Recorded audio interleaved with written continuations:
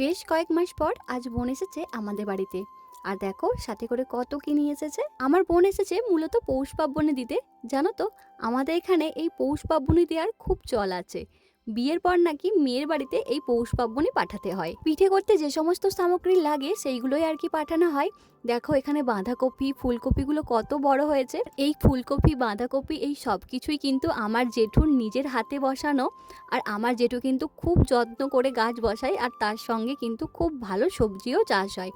দেখো কি কি পাঠিয়েছে সেইগুলো কিন্তু তোমাদেরকে আমি ভিডিওর মাধ্যমেই দেখিয়ে দিচ্ছি। আর যে সমস্ত সবজি তোমরা দেখতে পাচ্ছ এখানে কিন্তু বেশিরভাগ সবজি আমার জেঠুর নিজের হাতে করা সবজি। আমি ছোটবেলা থেকেই দেখে আসছি আমার জেঠু কিন্তু প্রচুর পরিশ্রমী, আর তার সঙ্গে কিন্তু ভালো রকম সবজিও চাষ করে আর খুব ভালো ফসলও হয়। মা জানে যেহেতু আমাকে এখন প্রচুর পরিমাণে সবজি খেতে হচ্ছে, তাই মা যা পেয়েছে সেইগুলোই কিন্তু আমার জন্য পাঠিয়ে দিয়েছে। আর দেখো এই যে জিনিসগুলো দিয়েছে, ফল, চিনি, গুড়, আটা, এইগুলোও কিন্তু আমাদের নিয়মে পাঠাতে হয়, কারণ এগুলো কিন্তু পিঠে করার জন্য লাগে। আর পিঠে করার জন্য মূলত চালের গুঁড়ি দিতে হয়। মা যেহেতু গুঁড়ি কোটার সময় পায়নি, তাই আমার জন্য চাল কিনেই একবারে পাঠিয়ে দিয়েছে। আসলে মায়েরা চাই মেয়েরা যেন শ্বশুরবাড়িতে গিয়ে কোনো রকমই না কথা শোনে, তাই যতগুলো দরকার তার থেকে কিন্তু মা বেশি বেশিই পাঠিয়েছে সব কিছু।